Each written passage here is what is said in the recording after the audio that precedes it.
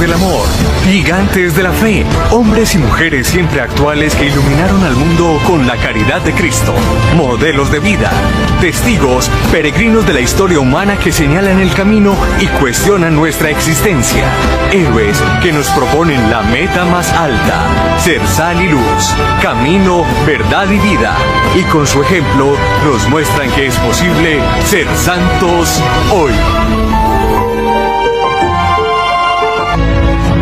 Conocer la vida de los santos nos ejemplifica la realización concreta de una de las grandes verdades de la fe cristiana. Y es tan importante que tiene su propio artículo en el credo, cuando decimos, creo en la comunión de los santos. Conozcamos entonces el santo del día. Santa Juana Francisca de Chantal, religiosa.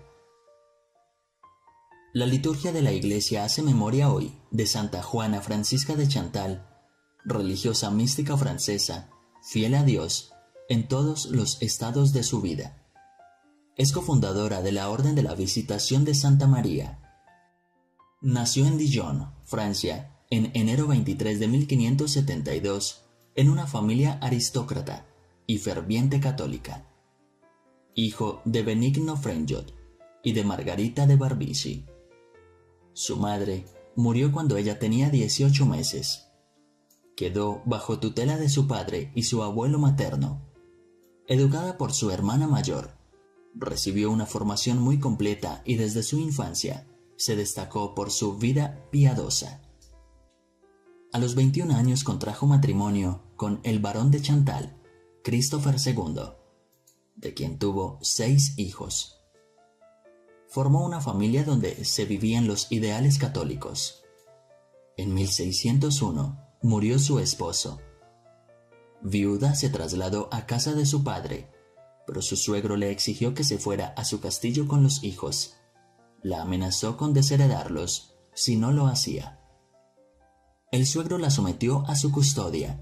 La trataba mal, la humillaba, pero ella siempre le acató y llenó su castillo de alegría familiar. En la Cuaresma de 1604 fue a Dijon con su suegro a visitar a su padre y escuchó la prédica de Francisco de Sales.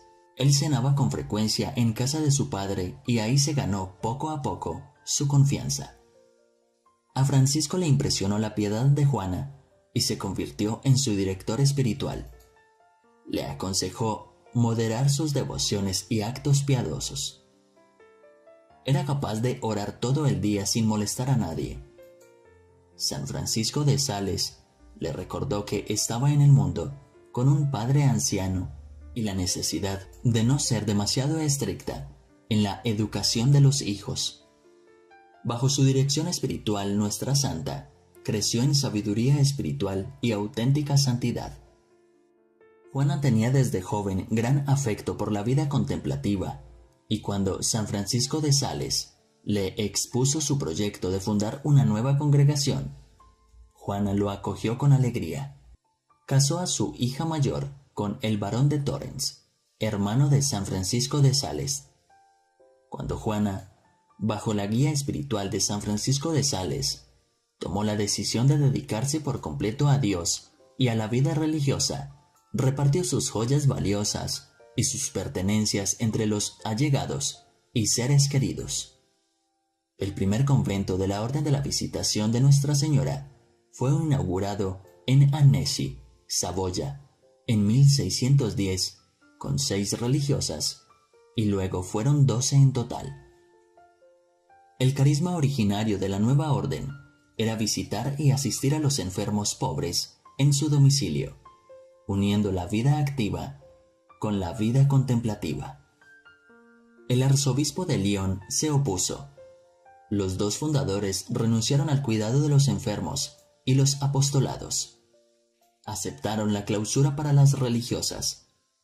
Juana y Francisco redactaron en 1618 la regla de la orden, basada en la de San Agustín. El nombre de la orden, Congregación de la Visitación de Nuestra Señora.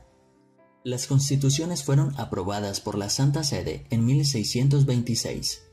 Juana se convirtió en la primera superiora, y para la atención de su vida interior y de sus hermanas, Francisco de Sales compuso el Tratado del Amor de Dios, método de oración simple y natural, compatible con cualquier circunstancia personal, basado en la correspondencia espiritual entre los dos santos y en las experiencias místicas de Juana. Vivió una vida agitada por salidas a otras ciudades a fundar conventos como en Lyon, Grenoble y París, donde permaneció 3 años y conoció a San Vicente de Paúl. En 1622 murió Francisco de Sales y fue sepultado en el convento de la Visitación de Annecy. Desde ese momento, tomó como director espiritual a San Vicente de Paúl. En 1628 se desató una epidemia que azotó a Francia, Saboya y Piamonte. Juana no abandonó su monasterio. Puso a disposición del pueblo los recursos del convento. La comunidad ayudó en la atención a los enfermos. Sufrió un periodo de sequedad espiritual, pero no abandonó sus trabajos. En 1635 y 1636 visitó todos los conventos de la Visitación, que eran ya 60. En 1641 se trasladó a París de visita y al regreso le dio pulmonía y falleció en el convento de Moulins el 13 de diciembre de 1641. Su cuerpo fue trasladado a Annecy y sepultado cerca del de San Francisco de Sales, canonizada por Clemente XIII en 1767. Santa Juana fue una auténtica contemplativa. Fue una mujer de una profunda fe. Sufrió muchas tentaciones frente a la fe, pero a pesar de estas y los sufrimientos que le ocasionaban, nunca perdió la serenidad, ni cedió en la fidelidad a Dios. Con oración continua, logró humildad y mansedumbre. Su temperamento fue muy fuerte. Vivió una caridad exquisita para con los enfermos y agonizantes. En el gobierno de la orden, como superiora, se destacó por su prudencia. Enseñanza para la vida. La serenidad y la mansedumbre nacen de un corazón humilde que en la oración se reconoce necesitado de Dios.